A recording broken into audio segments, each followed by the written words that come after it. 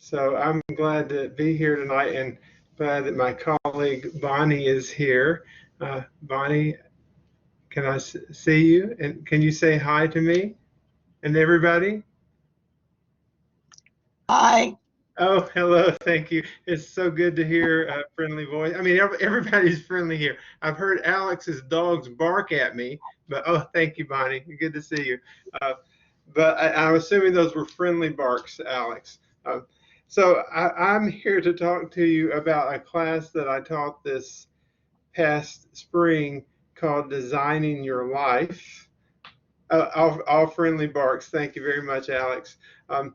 This course was based on this book with the same title, Designing Your Life, by two authors from the Stanford Design School, Bill Burnett and Dave Evans. Actually, I didn't know there was such a thing as a design school until I got into this book. It's good stuff, very good stuff.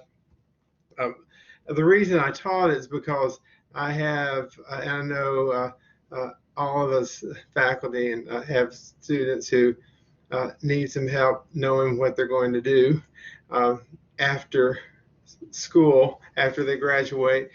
They come to me. If we're lucky, if I'm lucky, students come to me before they graduate with this question. The reality is lots of us have the question, what are you going to do with your life after college? I want to show you a really short clip of some students who were asked that question at a career fair. Now, this was not at a Stetson career fair, but it could have been at a Stetson career fair, and I think we would hear some of the same answers. So let me show you this video. Make sure I get the right thing here. Stop sharing that, go to this. I always forget what, when this is great technology, but unless I'm using it every day, I forget which buttons to push. So I think I can get to this point. Okay, so share application screen, here we go.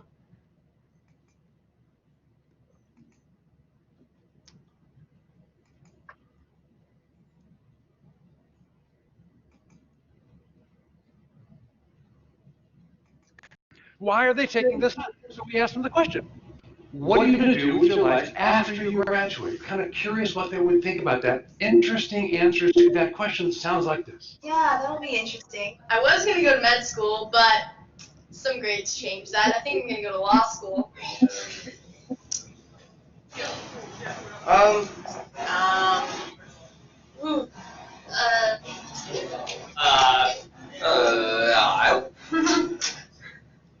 My personal favorite right there. I have no idea. Okay, what's going on here? Now, we did not wait all day long for these 7 clueless. Okay, so is everybody able to see those? Mm-hmm. Yeah, that's those are very typical responses, and maybe you've had some of those feelings yourself. Even I know I did as an undergraduate student. I wasn't sure that. Olivia, thank you very much. This is not true confession night, but it's fine that you have those because it's very, very natural that students don't know.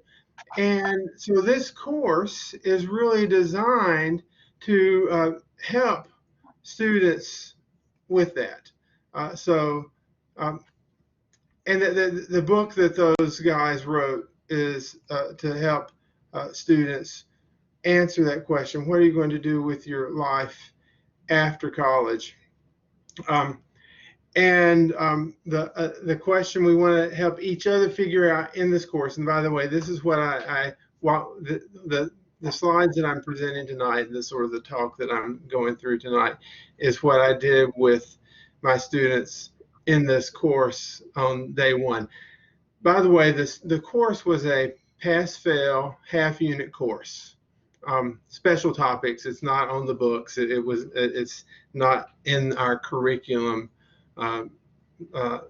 per se yet. I don't know that it will be. And we'll talk about that as we get to the end of the presentation tonight.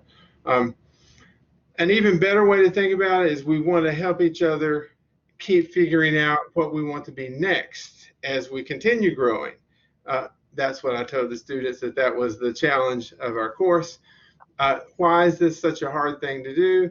Well, it's because we get stuck, just sort of like I am stuck in that picture. I'm the one in the yellow shirt, right?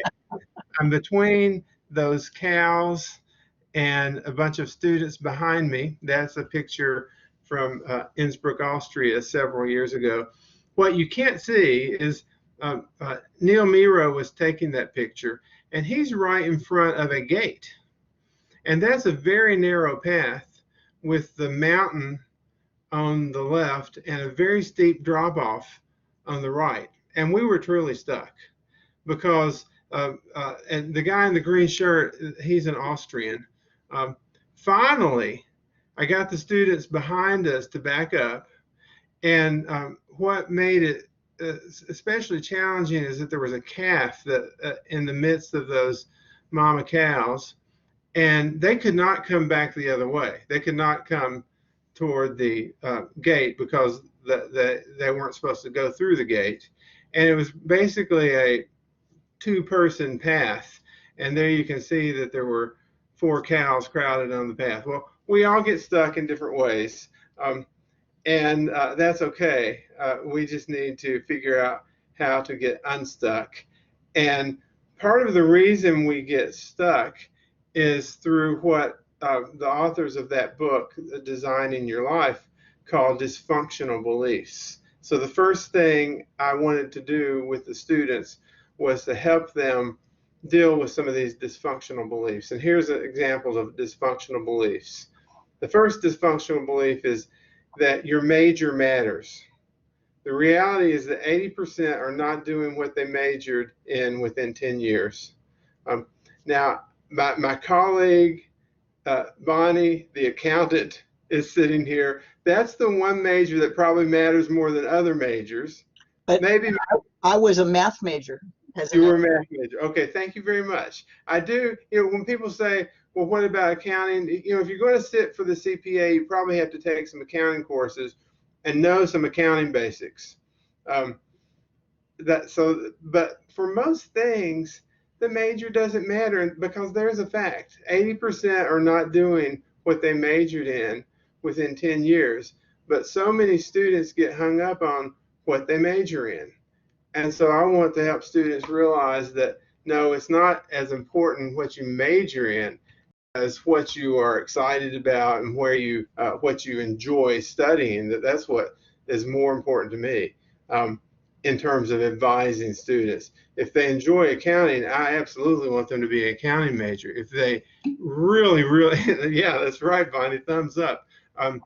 If they do not enjoy accounting, but they're mother and father have an accounting firm and really want them to be an accountant, that's a tough situation. But I really don't want them to major in accounting if they don't enjoy accounting. And Bonnie's nodding her head. So, exactly right. So the major does not matter. So what we try to help them with in this course is understanding what beliefs are these dysfunctional beliefs and then reframing it. So reframing that dysfunctional belief to understanding that 3/4 or 80%, whatever the stat matter is, it doesn't matter exactly what the stat is, that they don't end up working in those careers. So that you reframe the dysfunctional belief. Here's another example. What's your passion? Everybody, I hear this so much about your passion. Well, these authors, and sort of like me, I'm not big on the what's your passion? You must find your passion. Well, okay, some people have a passion. My passion is my family and playing drums. Well, that's not going to help me a whole lot in a career. So telling students they have to find their passion, that's sort of lousy guidance. Most don't know their passion, or a lot of people have multiple passions. For most, the passion is an outcome, not the input. Um, so that's another dysfunctional belief, that you have to find your passion. For some people, great. For others, it's like, what do you mean? What's my passion? Um, Another dysfunctional belief is that you should know by now, and this one is, what you're going to do. So I really feel for the kids who go home at Thanksgiving and their uncle or aunt or maybe mom or dad, say, okay, you've been there a semester, or maybe you've been there 3 years, or whatever. And so what are you going to do? How can you ask an 18 or 19-year-old, what are you going to do with your life? There's no way an 18 or 19-year-old should know what they're going to do with their life. Uh, Life is long, I hope, right? So I want the students to know, no, you shouldn't know what you're going to do. I mean, what you're going to do, you're going to do is we're going to work hard. You're going to get an internship. You're going to explore different things. You're going to prototype. These are the kinds of things that we teach in this course, that this book teaches. So it's not that it's, oh, well, we just throw everything to the wind and wait for some magic bullet to come. No, there's a process. It's not just magic. There's a process to design. Here's another one, dysfunctional belief. You need to be the best version of you. Are you sure this is it? Or are you settling? And I try to get the students to understand there is no such thing as a single you. There's more than one you inside there.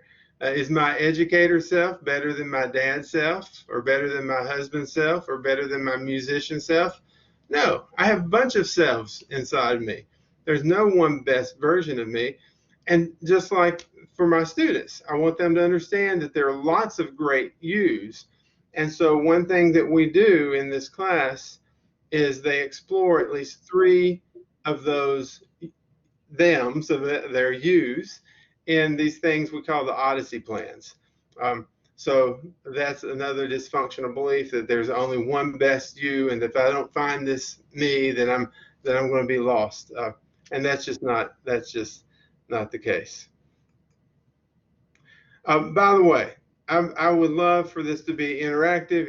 If you have any questions along the way, I know there aren't many of us here, but please just interrupt. There are so few of us here. In fact, don't even have to raise your hand. Just jump right in. We'll do it. All right. So one thing that these authors point out is they make a distinction between their type of thinking that they teach in the design school. By the way, one of them was a designer for Electronic Arts, was the co-founder of Electronic Arts, and the other one worked for Apple Computers, among other companies out on the West Coast. He designed the hinge for the original MacBook. The hinge. Who would have thought that the hinge, but all the things that go into the hinge, there's a lot to that. Is it going to be strong enough to withstand all the openings? Is it going to be whatever, all the things that, is it going to be pliable enough for a typical user to open it? And to figure those things out, you use design thinking. But before we get to design thinking, there's engineering thinking. Engineering thinking, there is a right answer. You solve your way forward, you fix things, and they work. And that's the way we want engineering thinking to be. When you cross the Golden Gate Bridge, you want to know that it is going to hold up. That's different than business thinking. Business thinking, there's never a right answer. You're just always optimizing. You always want more sales. You want to maximize profit, but you're never going to be done. You're never going to be finished, right? That's right. Research thinking is even worse. We're always testing hypotheses. We're never going to have alpha of 0.000. There's always going to be some probability of rejecting that null hypothesis, right? But design thinking is when we build our way forward.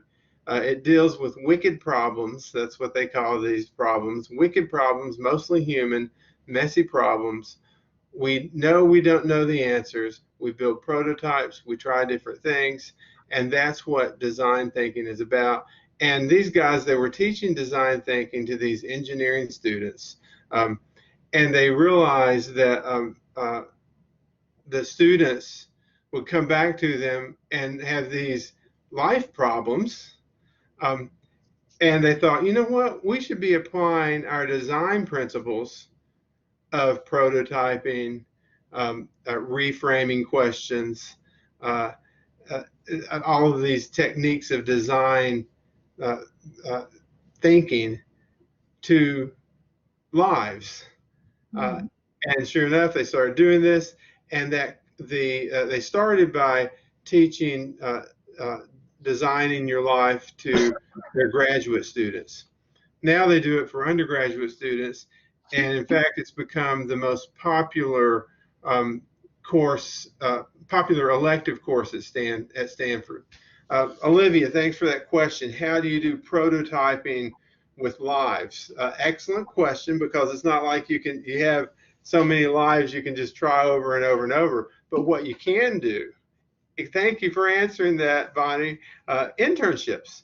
As an undergraduate student, and that's why we're really, really pushing internships now in the business school through our experiential learning requirement, is that you can try things out. One of the best things that can come from an internship is when students realize, I don't want to do that. Exactly. I thought I wanted to be in sales. I don't like that at all. I thought I wanted to be an accountant. I don't like that at all. I thought I wanted to work with numbers in that way. I don't like that at all, whatever it is. So that's internships is one way, but that's not the only way. There's a youth Olympiad. Yeah, exactly. So another way that, and in fact, an assignment that I have the students do is something called life design interviews. And what that's about is that they contact people in careers and by the way, this would be a great thing for alums, the alumni office to help us with, and you all already have. I'm blanking on which. I know Rena Arroyo helped us set up a few of these for some of my students in the spring, because alums like to meet with and help our current students. So these life design interviews, the current students talk to people in the current careers about what it's like to be an accountant, or to be a financial planner, or to be whatever, right? One of them was to be a fashion designer, or to work in the fashion industry. Let's see. One of them talked to someone in the who worked for a sports organization, and the book goes through a sort of a protocol of how you would do these life design interviews, and those things can be very, very helpful. So that's a way of prototyping, and it also can be a way to lead to internships and job offers. So that's a very helpful thing. 5 classical steps of design thinking that this book goes through are the importance of empathy with the, in many cases, it's with the customer, or the person or the consumer who's going to be using a product. Then actually designing it, ideation process, prototyping, and testing. And again, you can't do that with an entire career, but you can do that in small steps. And they give many examples throughout the book of people who had careers and realized that, I didn't want to do this and I should try something different. And there are ways that you can do that without uh, uh, just throwing away your current job, by doing like hobbies and trying sort of jobs on the side to figure out, would I really like to try something like this? So there are ways. Yeah, drumming is perfect for me. That I am so fortunate to when I was originally a music major because I wanted to be the next great studio drummer. A guy, my idol was a guy named Steve Gadd, who's still a great drummer. He's in his 70s now, but very, very in demand session drummer in New York and LA. And there was no way I was ever going to be a great studio musician like that, no matter how much I practiced. It's like being a needle in a haystack to get that lucky to have a career like that. And but I still get to play. So that it's not like that's not one of my passions. I still do that. By the way, if you didn't know, every Tuesday night after coronavirus, we'll be back at Cafe Da Vinci playing jazz, live jazz in the land. But man, coronavirus sucks, doesn't it? That's another issue. No extra charge. Excuse my language. Yeah. Okay. All right. So 5 mindsets of designers: curiosity, and we have some. I did go through some examples and then some exercises to help them with curiosity. A bias to action. We don't want to just talk about this, but we want to try things. Reframing. We talked about reframing earlier. Awareness, knowing we are in the process. Radical collaboration, in other words, working with people around you and sharing in the process. Design team. We often think about innovation, or I have historically. I think about the light bulb and Thomas Edison. I thought about him sitting in some laboratory just trying these things over and over by himself. But the reality is he had a team around him. And the same thing with the Macintosh and the MacBook. Most all great innovations involve radical collaboration. And finally, there are many versions of you, and they are all right. These are some of the principles and mindsets that I wanted the students to gather. And I think I cracked the nut for several of them this past spring. But some of these things are tough because I think changing mindsets can be very, very challenging. But for some students, I really saw. In fact, I just got an email from a student today who was, and some of you would probably know this student, so I'm not going to mention the name. But I really felt that this student had sort of a mindset change because they were all about the degree audit, and I got to take this course and that course and that course, and then I'll be done and I'll be happy and I'll be successful.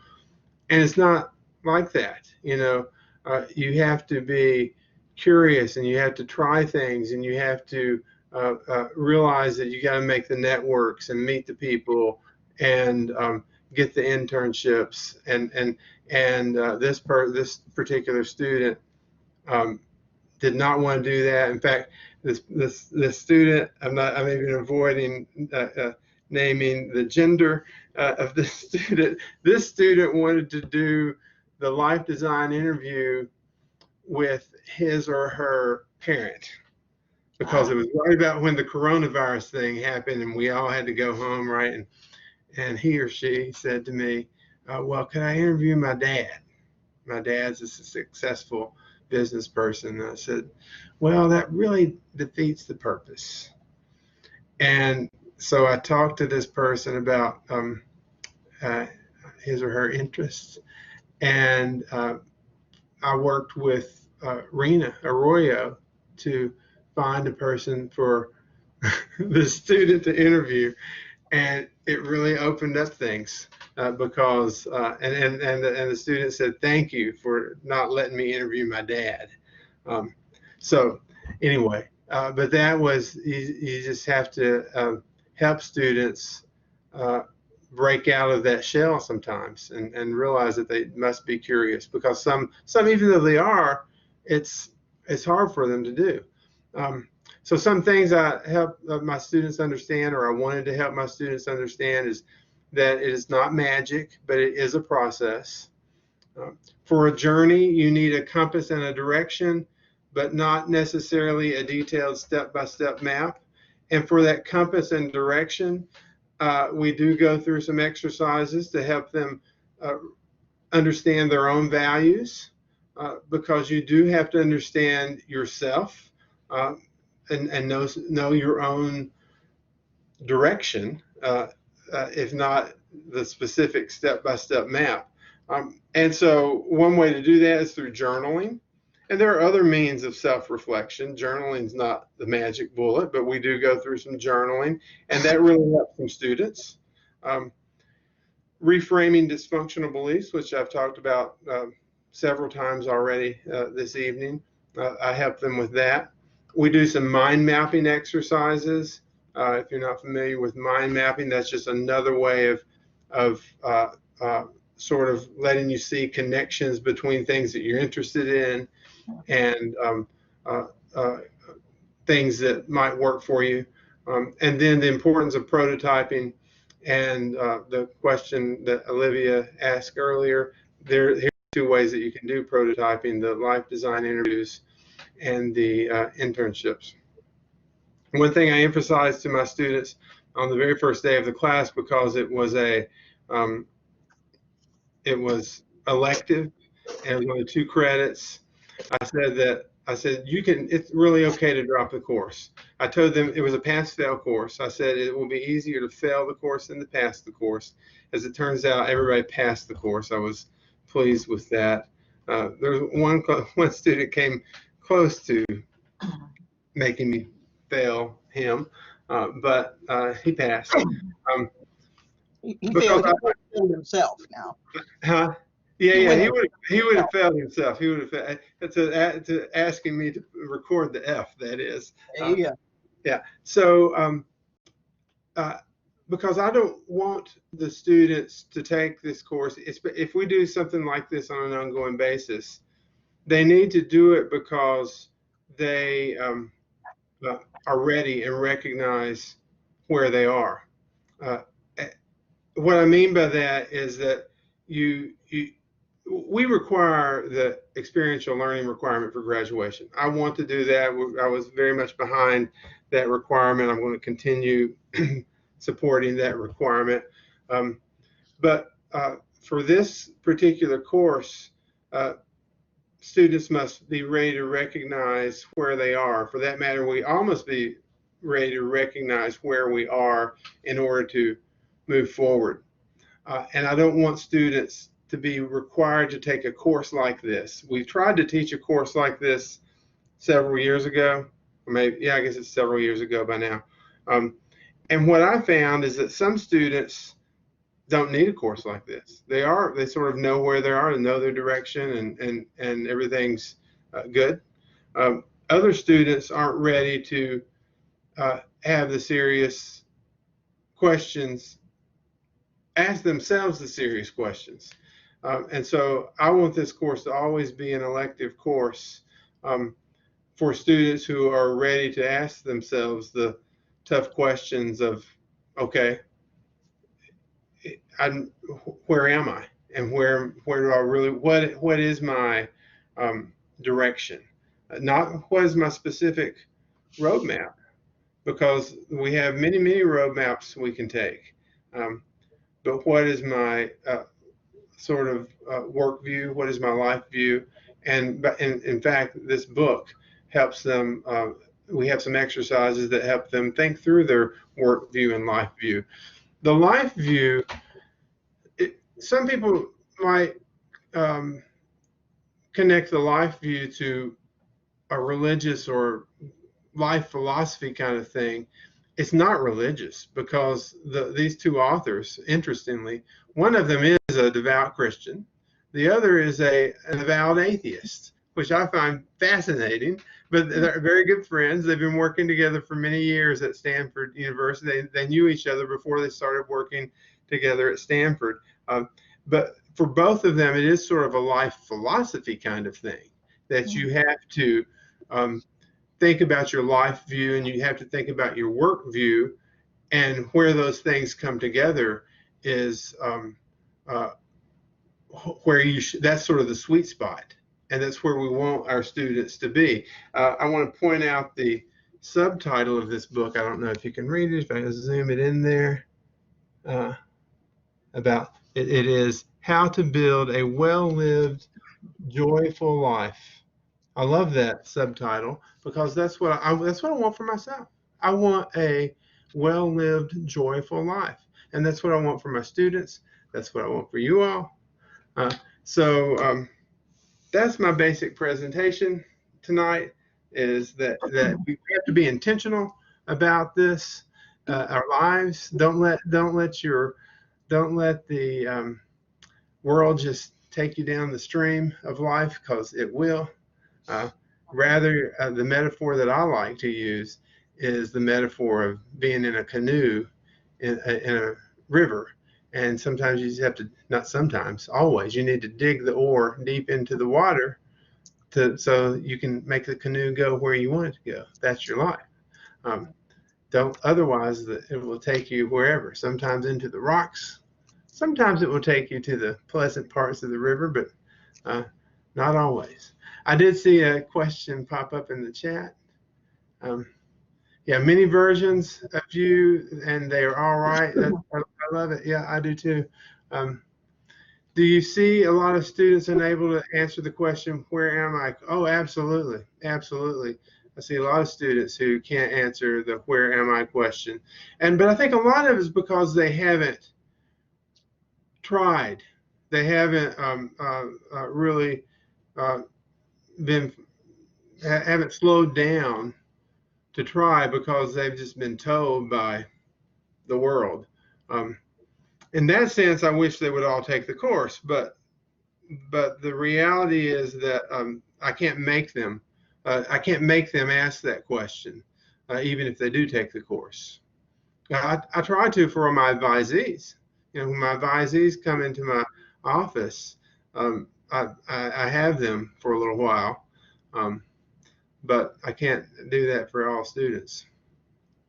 That's what advising is about, though, for me. It's not just about, well, here's the courses you should take. Thanks, Al.